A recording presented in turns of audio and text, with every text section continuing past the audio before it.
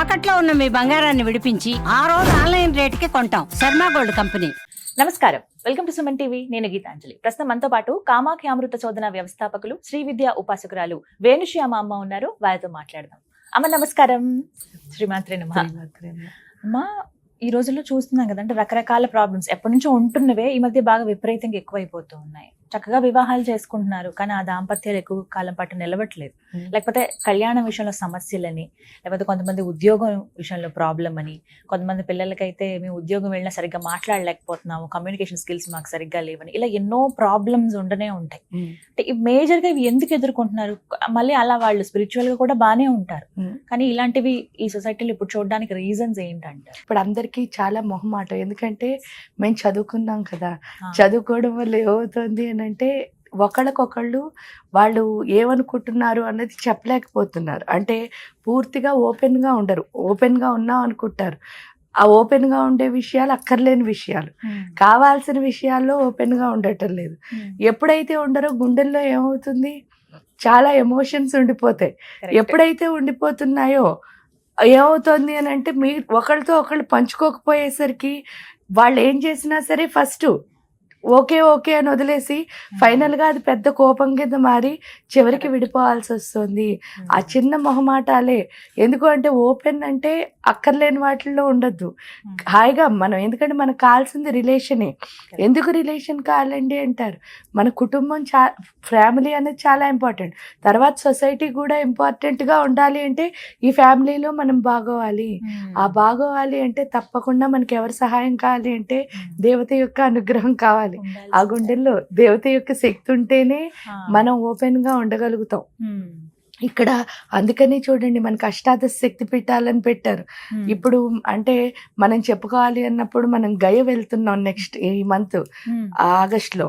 ఈ వెళ్తున్న టైంలో ఏంటి అంటే గయలో ఏంటి, ఆవిడ మాంగళి గౌరిక, ఆవిడ చెస్ట్ పడిన ప్లేసే అక్కడ, అంటే ఈ స్తన్యం పడిన ప్లేస్. అందువల్ల ఏమవుతుంది అని అంటే అక్కడ ఏవైతే ఎమోషన్స్ ఉన్నాయో వాటిని క్లియర్ చేసుకోవడానికే వెళుతున్నాం. ఇంకా మీరు ఇందాక అన్నారు ఏంటి కమ్యూనికేషన్ స్కిల్స్ అని. రాజశ్యామల అంటేనే వైఖరి వాక్ కది దేవత. అందుకే ఆవిడ చేతిలో చూడండి చిలక ఉంటుంది. చిలక ఏం చేస్తూ ఉంటుంది, వాళ్ళ ఓనర్ ఏం చెప్తే చిలక అది మాట్లాడుతుంది. అదే కదా చిలక యొక్క లక్షణం. అలాగే ఈ రాజశ్యామల శక్తి ఎప్పుడు గొంతులో ఉంటుందో అప్పుడే మంచిగా మాట్లాడడం, కమ్యూనికేషన్ స్కిల్స్.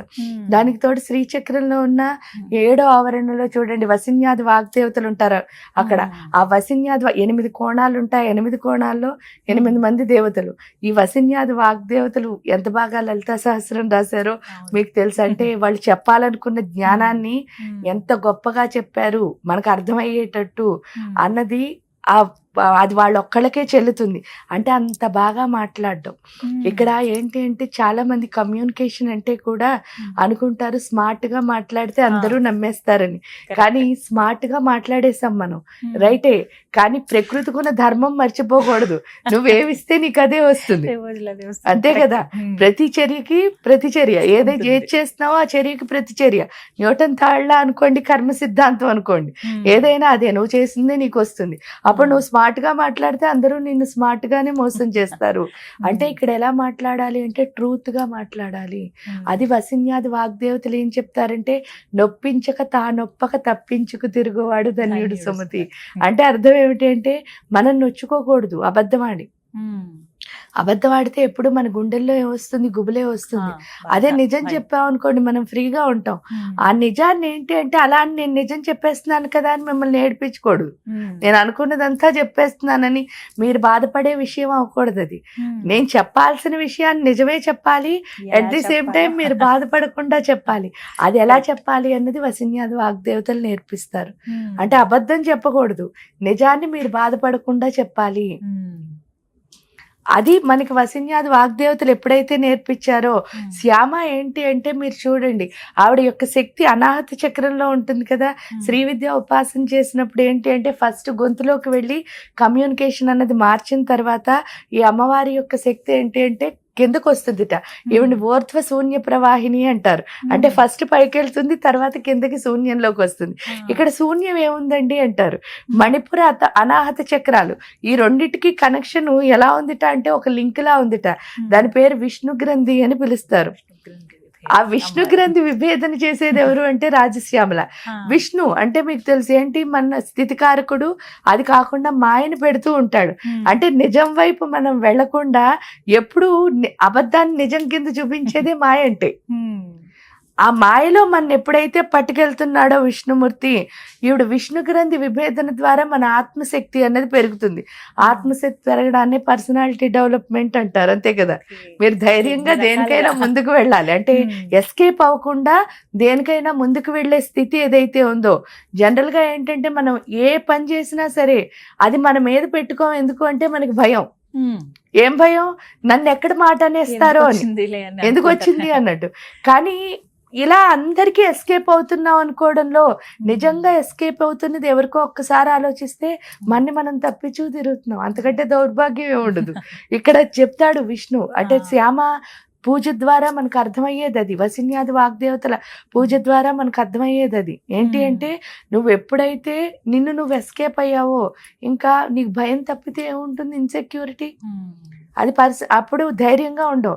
ఇక్కడికి వచ్చేసరికి వీళ్ళకి పూజ చేయడం ద్వారా ఆ ధైర్యం వచ్చి ఆత్మశక్తి పెరగడం ద్వారా ఎస్కేప్ అవడం ఎంత తప్పో తెలుస్తుంది. దేనికైనా మనం ఏం చేయాలి? ముందుకేయాలి ఒక్క అడుగు. ధైర్యం చాలా అవసరం. మీరు ఒక్క అడుగు ముందుకేస్తే చాలు, దేవత 10 అడుగులు ముందుకేసుకుని వస్తుంది. ఆ ఒక్క అడుగు వేయడానికే బోల్డన్ని కారణాలు చెప్తాం. నాకు టైం లేదండి పూజ చేయడానికి, లేకపోతే పూజ చేస్తూ కూర్చుంటే ఇన్ని పనులు ఉన్నాయి, ఎవరు చేస్తారు? కాలమే ఆవిడ స్వరూపం. నువ్వు పూజ కనుక చేస్తే ఏమవుతుంది? మిగతా అన్ని ఆటోమేటిక్ గా సెట్ అయిపోతాయి.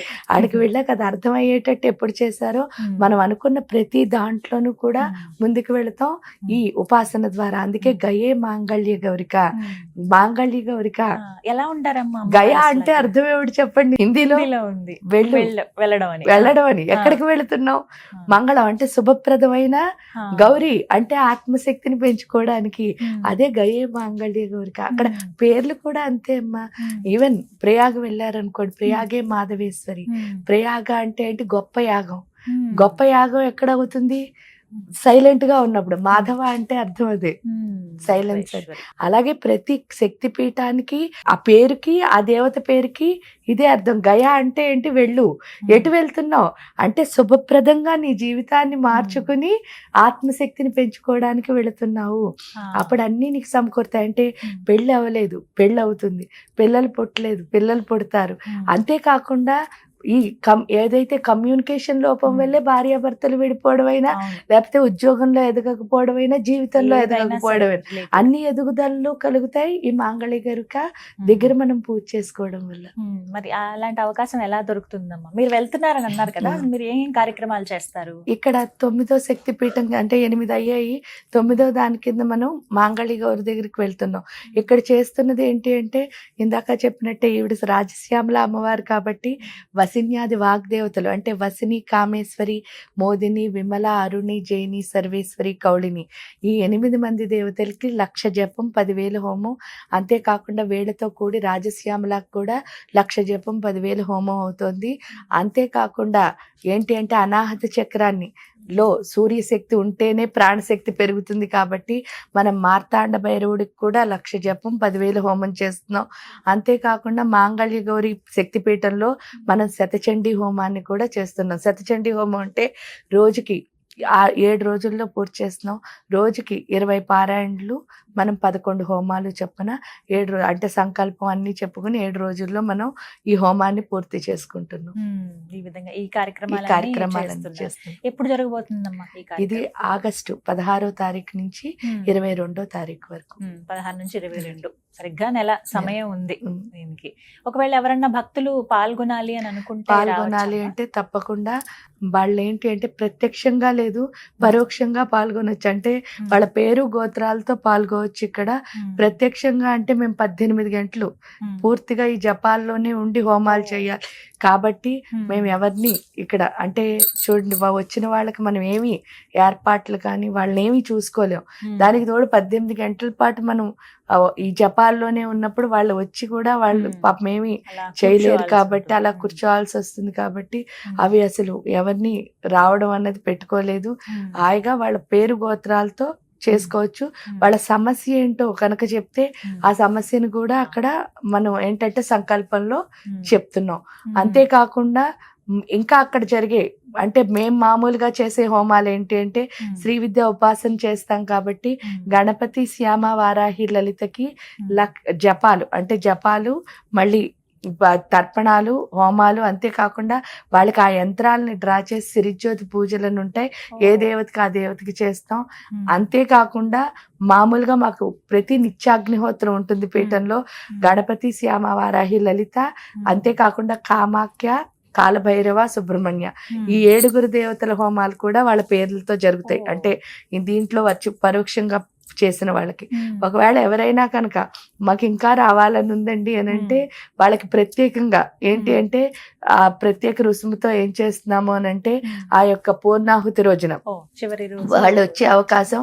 కానీ ఆ అవకాశం కూడా ఎలా అంటే పూర్ణాహుతికి ఎవరైతే చేశారో వారి భార్య భర్త రావడం, ఆ పూర్ణాహుతి టైంకి పార్టిసిపేట్ చేయడం. మళ్ళీ ఎందుకు అని అంటే మిగతా టైం అంతా మనం ఏం చేయలేం కాబట్టి పూర్ణాహుతి ఎక్కడ జరుగుతుందో తెలుసుకుని అక్కడికి వచ్చే అవకాశం అయితే ఉంది.